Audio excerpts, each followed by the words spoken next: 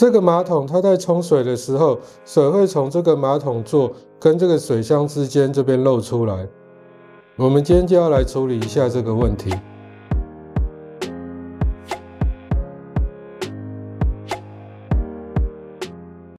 各位朋友大家好，今天我们这边又有一个马桶漏水的案例。这一台马桶的话，平常是不会漏水的，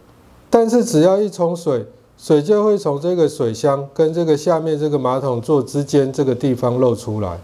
我们今天就是要来解决这个问题。我们之前有影片跟各位分享过这个马桶容易漏水的几个地方，我不记得上次有没有提过这一个地方了。如果没提过也没关系，好，那我们今天就是补充影片。像这种传统款式的马桶，它在这个马桶的底座跟这个水箱的之间呢，它这边是有一块橡皮，也就是这个水箱跟这个马桶底座它是可以分离的。中间这一块橡皮，它如果老化或者破裂，它就会漏水出来。但是它不是24小时在漏，它就是你每一次冲水的时候，它才会漏，从这个接缝处漏出来。因为冲水的时候，水才从水箱释放出来，水没办法一瞬间全部到这个马桶座里面，所以这个地方就会有一些水压。有水压的话，水就会从橡皮密合不好的地方漏出来。如果是这个橡皮有问题的话，最主要判断的现象就是只有在冲水的时候它才会漏。我刚刚去了水电行，问他有没有这一块橡皮，后来发现它的款式非常的多，有厚的有薄的，有比较大一点有比较小一点的，所以我准备拆了这个橡皮之后再拿去水电行买一模一样的。这种马桶的设计，它的水箱就是锁在这个马桶座上面。要拆这个水箱的话，我们首先要把这个进水开关关掉，关掉之后进水开关这边有一根软管，软管会连到这个净水器，我们就把软管连接净水器的这一头拆下来，因为等一下我们需要把整个水箱拿下来。马桶这个水箱的这个下方，因为拍照实在不好拍，所以可能看不到螺丝，左右各一颗螺丝，等一下我们要把它转下来。现在先把马桶的进水开关关起来，把马桶冲一下水，把水放掉。这个把手可以按久一点，确定水都流光。我这个马桶的话，这种开口扳手不太好转，因为那个螺丝是在凹槽里面，所以建议各位可以用套筒。短的套筒可能不行，要用长的套筒会比较好操作。我们现在已经把水箱拆下来了，这边顺便跟各位分享一下，这边是水箱内侧有一些网友有反映说，换了这个黑色的止水皮之后，好像多少还是有一点水会流到这个马桶的这个内侧，很有可能就是止水皮下方这边有一个塑胶口，这个塑胶口它很有可能变形，或者是老化以后它有缺损，有缺损之后跟这个止水橡皮它就不能完全密合，它很有可能就会从这个黑色橡皮跟这个塑胶管的接缝处渗水渗到你的马桶内侧。我们现在反过来看一下，那个塑胶管口的另外一面看起来就像这个样子，所以你假如要更换这个塑胶管的话，你就必须要把水箱拆下来，这边有一个很大的六角的像塑胶螺母一样把它转下来，你就可以更换这个塑胶管口。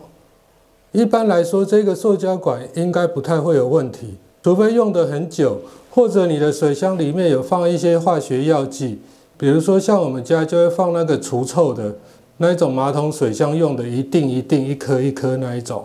那一种的话，一般对橡皮或塑胶都会有伤害，长时间使用下来，塑胶的部分很有可能就会有老化或者缺损或者是崩坏的现象发生。这个部分不是今天漏水的问题，不过刚好今天水箱已经拆下来，我就顺便补充一下，就是这个塑胶管也有可能会出现问题，导致漏水。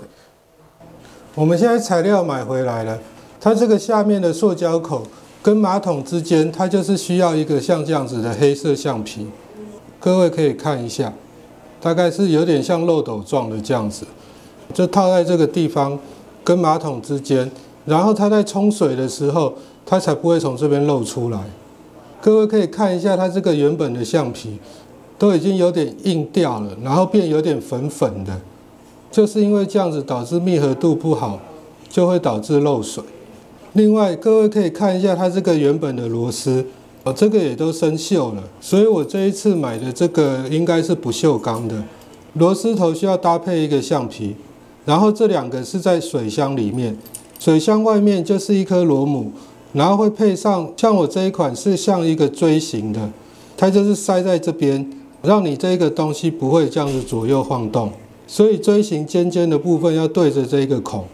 等一下在锁的时候，因为这个中间有橡皮，所以我们也不要锁得非常的紧，到一定的紧度不会漏水就可以了。所以我们现在就把这个螺丝装上去，剩下橡皮跟螺丝就把它放在这个里面，穿过这个洞。另外一边也是这样子操作，穿出来大概就会像这样子。两边螺丝都装好之后，我们可以先把这个橡皮锥形的向下，先把它放在这个口上面。等一下我们就把这个塑胶口对着这个黑色橡皮，然后螺丝孔对螺丝孔，这样把它放回去。如果要防止这个水箱跟墙壁的瓷砖碰撞发出声音的话，我个人是使用这个双面的泡棉胶，我是粘了2层，要不然你也可以装好，再用矽利康把它填满也可以。可能长久来说，矽利康会比较好，但是矽利康的话，你要等它干。其实很多东西是没有对与错，用什么方法都各有利弊。那如果你有什么更好的建议，都可以在下面留言。接着我们就来把这个水箱装上去。水箱放好之后，我们就先放这个锥形的，尖头往上，然后我们再放这个金属的垫片，最后再放螺帽。它也有附这个塑胶可以手转的螺帽，我就用这一个好了。那下一次拆的时候就可以少一个工具。另外一边也是同样的方法操作，在锁的时候可以用这个十字的起子，从上方锁，下方用手固定。如果你是金属的螺帽，你就用长套筒固定。安装好之后，别忘了把进水器的软管接上，然后我们再把凡尔水龙头打开。